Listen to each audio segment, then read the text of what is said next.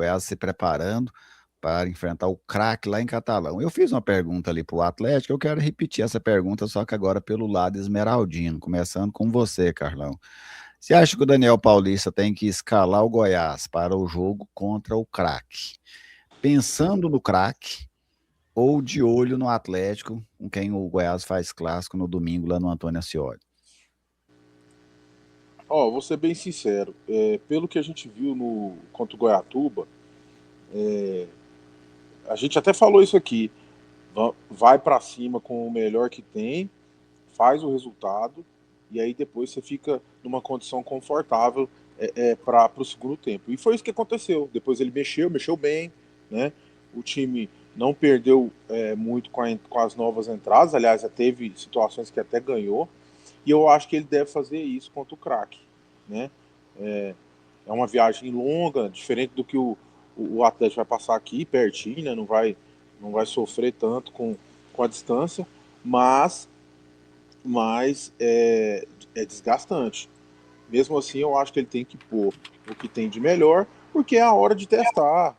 Eu estava ouvindo o finalzinho aqui da participação do Emerson, quando você diz que independente desses primeiros resultados, nós vamos classificar, né? Tanto Goiás, quanto Vila, quanto Atlético vai classificar. Então, já coloca os cara para fazer resultado, para ganhar, né? E aí depois para o jogo do final de semana, já para o clássico, você tendo feito o melhor que pôde contra o craque, vamos supor, vamos aí colocar que deu tudo certo e que o resultado positivo veio, você vai com mais moral e você vai tendo testado mais o time, né? Eu acho que tem muita gente para testar ainda, então dá para fazer sim as duas coisas, sabe? Eu não tô muito confortável, poupa aqui para um jogo de clássico. Eu sei que é um jogo importante, um jogo fora de casa, né? Mas ainda está muito no começo, tem que pensar nas fases finais do campeonato. Vamos dizer assim, na versão rubro-negra, Ana e Gader, vocês dois colocaram que pensariam no clássico, né? Um olho aqui, mas um outro lá, bem forte. Mantenha a visão pelo lado do Goiás ou algum fato faria com que fosse diferente? Olha, o Goiás, o ano passado, ele ficou marcado por uma questão no final da temporada, ali na reta final, que foi, digamos, a pouca importância que parecia dar para os clássicos. Tudo bem que a situação toda em geral ao redor do Goiás não era exatamente muito positiva, mas a forma como os dirigentes técnicos, às vezes até um jogador ou outro, trataram alguns clássicos ano passado foi meio ruim, principalmente para a torcida, porque deixou de passar aquela importância real que o clássico tem para a torcida, né, para quem realmente se importa com o clube, quem realmente gosta dessa rivalidade, deixou um pouco de lado isso. Nesse ano, começando essa temporada, o Goiás precisa realmente deixar de lado o 2025, mudar seu patamar, fazer algo diferente. E algo diferente nesse caso também seria uma importância um pouco mais focada também nesses jogos. Porém, nós estamos no começo da temporada, então o Goiás precisa fazer o dele. É ir lá, fazer o jogo contra o craque, pensar no jogo contra o craque, concentrar no jogo contra o craque. Ganha o jogo. No caso da quinta-feira. Sexta-feira é só falar de Atlético. E aí, no caso, é para falar focando no clássico como algo fundamental, como algo importante. Não como um jogo qualquer, como mais um jogo, como foi alguns tratamentos feitos no ano passado. Até para o torcedor entender que a mudança de patamar do Goiás de 2025 para 2026 foi muito além de dentro de campo, também foi psicológica. E isso tem que ser passado, talvez, nesse tipo de jogo. E você, Ana? Joeli, eu e minha coerência e vou um pouco mais. Eu acho que a vitória no clássico, pelas circunstâncias, para o Goiás é mais importante do que para o Atlético. Pelo ano de 2025, por tudo que aconteceu, pela torcida machucada.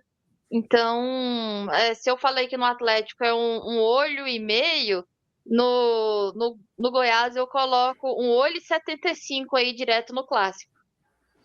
Eu mantenho a mesma visão também. Eu faria poucas modificações, onde, por exemplo, eu colocaria o GG no time para ver ele de titular, era uma opção que eu faria.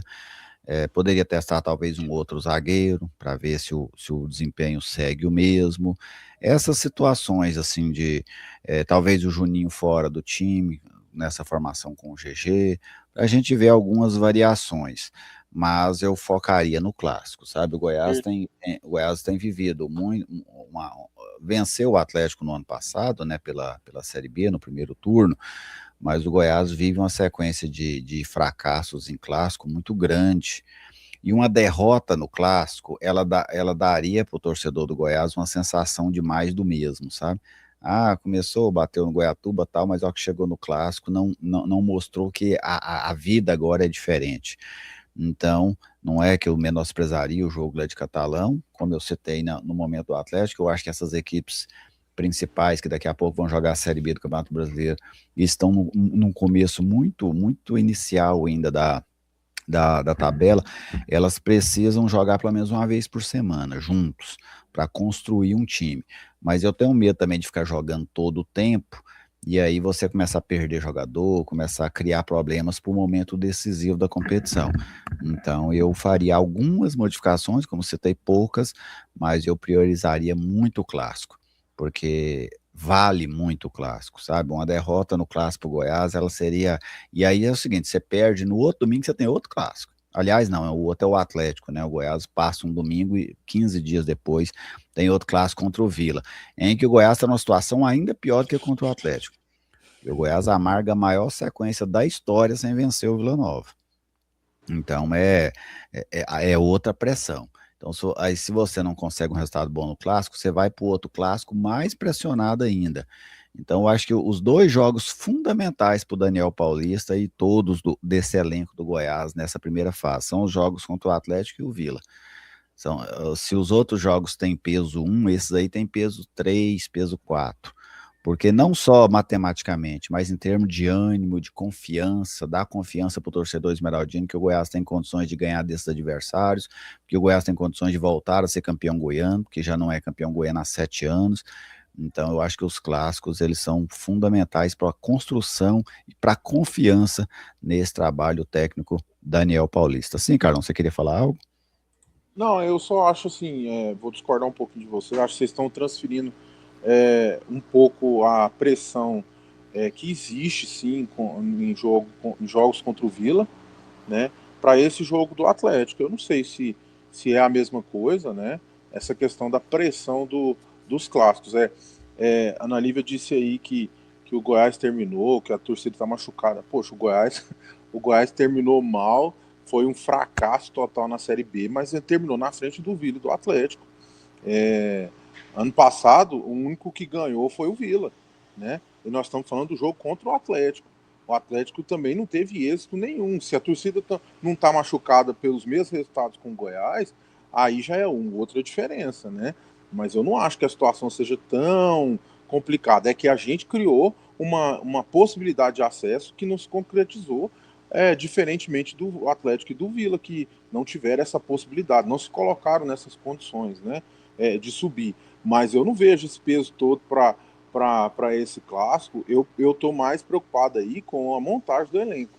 E eu vou fazer, e aí, em segunda questão aqui, é que eu vou fazer coro com o pessoal que está aí no chat, e realmente não dá para entender por que o jogo que aqui em Aparecida não podia ser na quinta, e o do Goiás lá em Catalão, né, que é muito mais distante, não ter sido na quarta. Além de jogar a gente para uma distância grande, uma viagem desgastante. E assim, tem que saber também como que está o gramado de Catalão, que historicamente nessa época de chuvarada não fica bom, né? Se bem que ano passado ele não estava tão ruim assim, né? Depois que virou a Arena Rifertil lá, eles deram uma melhorada bastante no gramado, mas a gente não sabe se isso vai se repetir esse ano. Agora, mandar um abraço pro Moreira aí, Rafael Moreira, acho que é. E então, assim, é uma coisa de se questionar mesmo. Por que esse jogo do Goiás é na quinta e não na quarta-feira? Eu imagino que tem a ver com a grade da TV, sabe? Essa questão do horário, imagino que está mais relacionado à TV. A tabela já trazia esse jogo desde o início assim, né? Mudou apenas o horário do Atlético e do Goiás também. O Goiás saiu de 20 horas para 19h30, do Atlético saiu de 20 para 20h40. Mas eu imagino que é isso, é porque a TV quer ter o Vila num dia e o Goiás no outro. Penso eu que seja isso, né? Eu falo a TV, no caso da detentora dos direitos aí. Sim, Carla, Ana, você ia falando. Não, é só questionar o Carlão. Eu concordo com ele que são pesos diferentes. Goiás, inclusive, venceu, né, o Atlético ano passado. Mas, devido já a todo esse histórico da reta final, uma derrota em um clássico, você não acha que já vai tumultuar o ambiente? Não, eu não vejo assim. Eu não acho. Os jogadores que foram contaminados com esses clássicos, assim, ó, eu sou torcedor do Goiás e não estou dizendo que a minha opinião tem que prevalecer. Mas agora, falando aqui como torcedor do Goiás e com os torcedores do Goiás aqui do chat, eu vou fazer uma lembrança assim, ó, da seguinte forma. Foram Messias, Mancini, são personagens, só para dizer, dois, são personagens que assim, deixaram o torcedor do Goiás traumatizado em relação ao clássico. Né? O Messias com as declarações, o Mancini, que desde que chegou na primeira passagem, antes do Jair, perdeu tudo, perdeu todos os clássicos, veio o Jair, também perdeu, e voltou e continuou perdendo, entendeu? Então, assim, esse pessoal não tá aí mais, e eu poderia citar outros nomes também, né? Esse pessoal não tá aí mais, e eu acho que muda bastante com relação a isso. Tá certo. Nessa questão que o Carlão até citou de desfecho do ano passado, é verdade. O Goiás foi o único time goiano que brigou por acesso, assim, o campeonato inteiro. O Vila e o Atlético não foram melhores que o Goiás, eles ficaram na segunda parte da tabela. Agora, eu acho que para o torcedor do Goiás foi mais dolorido que para dos demais, o fato de não ter subido. Por quê? Porque ele viveu a possibilidade, né? É igual quando você perde uma final. Normalmente, quando o seu clube perde uma final, é muito mais dolorido do que quando ele é eliminado na segunda fase. Na segunda fase, você fica decepcionado. Na final, você fica amargurado, às vezes, pro resto da vida. Então, assim, tem essa diferença. Eu acho, assim, que o desfecho do campeonato, porque, assim, os três, ninguém subiu, né? Nenhum dos três subiu. Mas eu acho que o processo, o desfecho final para o torcedor do Goiás foi mais dolorido que para os outros. É igual a questão da Copinha, você fica 100% na primeira fase e perde pro Mirassol, né? Quem tá melhor hoje? O pessoal do Guanabara, né? Do Guanabara City. Uma Eles foram expectativa para diferente. cima, né? E esse é um outro tema que com certeza a gente tem que abordar aqui no Futebol M2, uma hora dessa também. Vamos falar só dessa questão da Copinha. Não me surpreendeu, tá, Carlão? Quero deixar muito claro. O Goiás ser eliminado não me surpreendeu.